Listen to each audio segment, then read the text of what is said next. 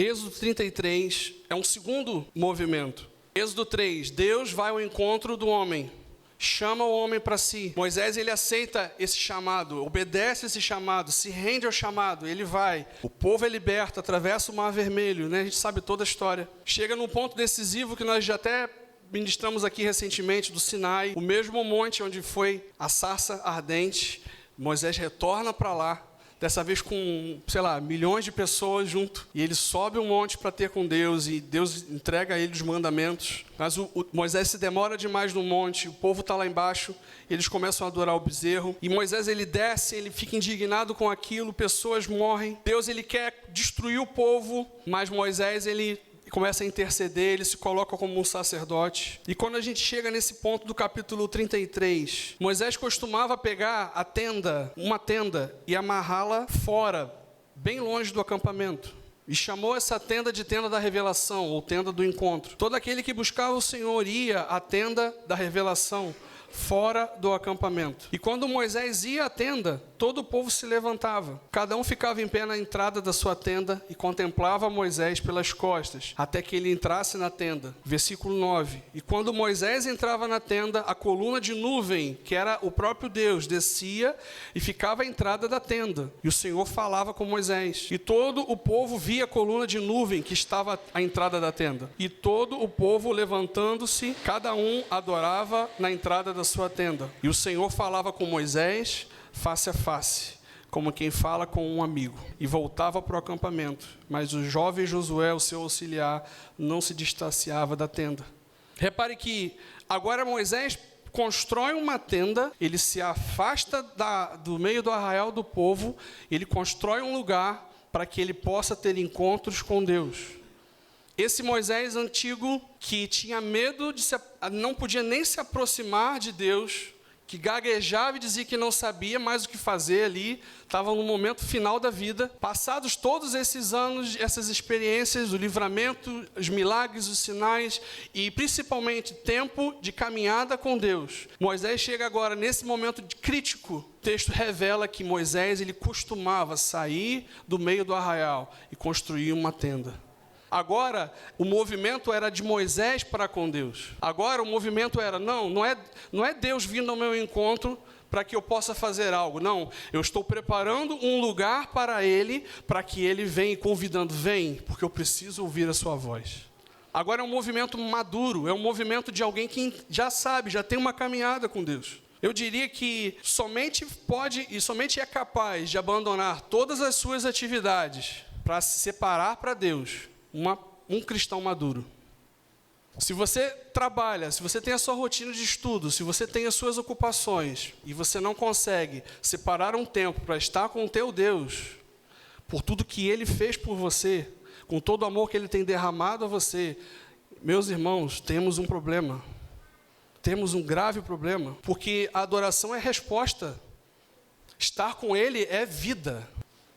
E muitas vezes nós estamos escorando a nossa vida cristã numa reunião como essa, na vida de irmãos, na vida de quem a gente vê pelo YouTube, na vida de um grande líder. E aí, quando acontece alguma situação de problemas, de uma briga, de uma frustração, e às vezes não acontece nada, mas a nossa expectativa em relação ao outro ela é tão alta que ela só pode ser suprida por aquele que pode fazer aquilo, que é Deus.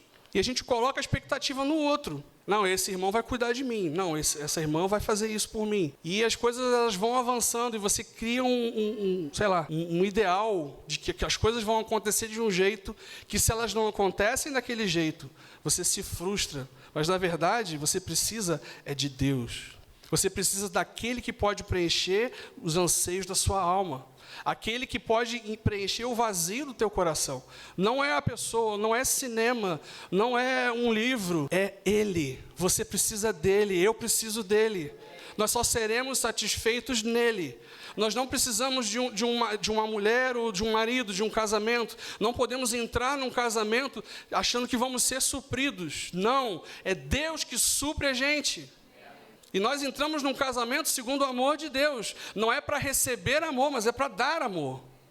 Moisés, nesse ponto aqui em Êxodo 33, ele é um homem mais experimentado, maduro, ele caminhou com Deus, ele tem uma trajetória com Deus, ele entende a importância disso, como que ele vai administrar todo um povo, aquela multidão de pessoas num deserto, num processo de travessia, saindo do Egito com seus deuses, para entrar numa terra prometida onde há fortalezas e gigantes. Como que ele vai fazer isso se ele não tiver um encontro com Deus diário? A questão é que a gente olha para Moisés e fala, Moisés, né? Mas como é que você vai enfrentar o seu problema financeiro? Como é que você vai enfrentar, tocar o seu negócio, a sua carreira? Como é que você vai entrar numa faculdade e sobreviver a ela se você não tiver Deus? Como é que o seu casamento vai continuar de pé se você não tiver Deus? Nós precisamos dele. Isso não é opcional, gente. Isso não é assim, eu vou ter um encontro com Deus aí. Não é opcional. Assim como beber água não é opcional. Tem gente que substitui a água por outros tipos de líquido, mas a água ela é essencial. Não dá para substituir a água por Coca-Cola. Não dá. Não mata a sede. Falo por experiência própria. Assim como a gente não pode viver a vida sem Deus, sem encontros com Ele. Quem se porta como uma criança na fé, mesmo com muitos anos de igreja, com muitos anos de crente, e ainda depende de alimento líquido servido em papinhas, não tem disciplina, não tem domínio próprio, não tem vida espiritual sadia, talvez não tenha conhecido Deus de verdade. Talvez você precise do encontro da sarça. Você precisa de um encontro com Deus de verdade. Porque às vezes as pessoas elas vêm à igreja, elas começam a ouvir as músicas e o ambiente é bom, elas gostam disso e elas se convertem a isso, mas elas não conhecem Deus de fato e de verdade. Eu temo, irmãos, que às vezes a gente não responde e não corresponde ao amor que Ele tem derramado sobre nós. A gente precisa avaliar o nosso coração. Eu me lembrei também de um texto, está lá em 2 Reis, no capítulo 4, depois você lê, que fala de Eliseu, e ele percorria uma região ali, e tinha uma mulher sunamita, que ela recebia o profeta, não sei se vocês lembram dessa passagem.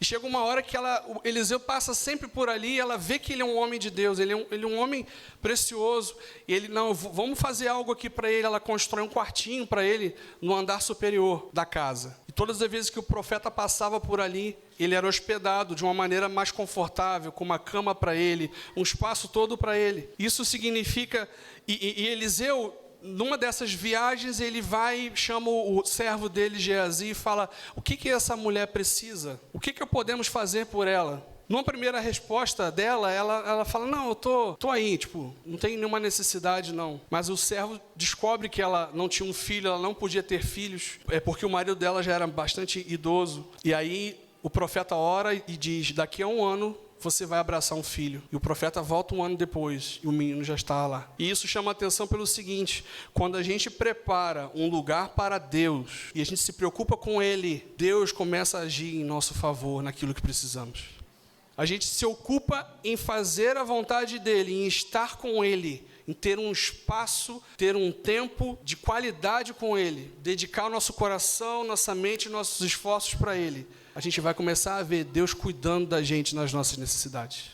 Coisas que às vezes a gente não está nem pedindo, a gente recebe. Presentes que a gente ganha, que a gente menos espera. É tipo a Ana, né? Que ela faz assim, e Deus vai lá e ouve, o que você quer, meu filho? Quem não sabe dessa história, procura a Ana depois no final, tem um mistério com ela aí, de verdade, gente, de verdade. Quando a gente prioriza Deus e o que Ele está fazendo, quando a gente valoriza aqueles que estão cumprindo a vontade de Deus, a gente honra esses irmãos, a gente abençoa esses irmãos, a gente é generoso com eles, Deus começa a se voltar para nós e preencher, dar aquilo que precisamos e até além daquilo que pedimos ou pensamos.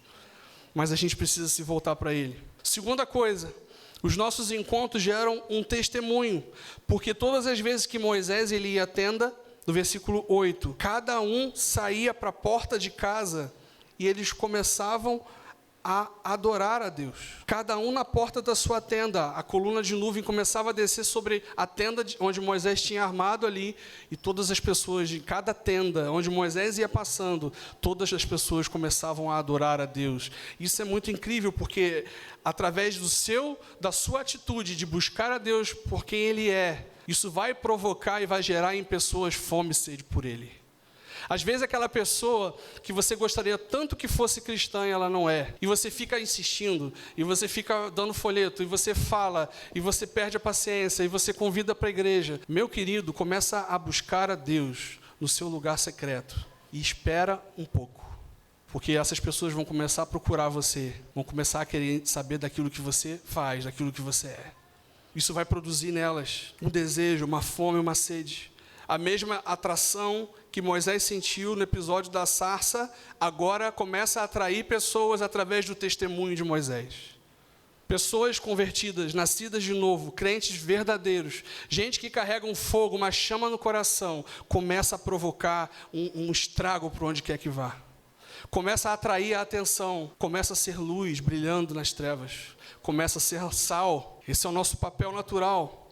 Quando os discípulos eles foram presos porque estavam anunciando Jesus, eles começam a indagar os discípulos. Jesus já tinha subido para o Pai, e eles ficam admirados porque eles eram pescadores, eles eram pessoas que não tinham conhecimento, eram pessoas analfabetas. Mas eles diziam, esses homens andaram com Jesus, porque eles falavam de uma sabedoria que não podia ser deles. E assim também é contigo, assim também é com a gente.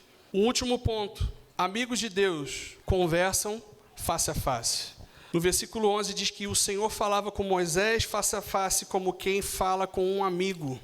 E é muito interessante que, mais à frente, quando Miriam e Arão se rebelam contra a liderança de Moisés, Deus ele intervém e ele fala, boca a boca eu falo com o meu servo Moisés. E claramente, não por enigmas, porque ele vê como o Senhor é. Por que vocês não têm medo de falar contra ele? Eu falo boca a boca com o meu servo Moisés, porque ele é meu amigo. Eu não falo por mistérios. Eu queria encorajar os irmãos aqui que sonham, os irmãos que têm muitas visões. Eu quero encorajar vocês a mergulharem um pouco mais fundo no lugar secreto. Porque eu entendo por essa palavra, por essa passagem, que não que você vai parar de sonhar, mas eu acredito que Deus vai começar a falar com você diretamente. Vai mais fundo na sua devoção. Avance mais 1 milha, 2, 3, na sua caminhada com Deus. Algumas coisas que são um pouco nebulosas, por enigmas, Deus vai começar a falar claramente. Porque esse é o nosso destino, esse é o nosso fim, como amigos dele. Ele disse para os discípulos, já não chamo vocês mais de servos, eu chamo vocês de amigos. Porque o servo não sabe o que o seu Senhor faz.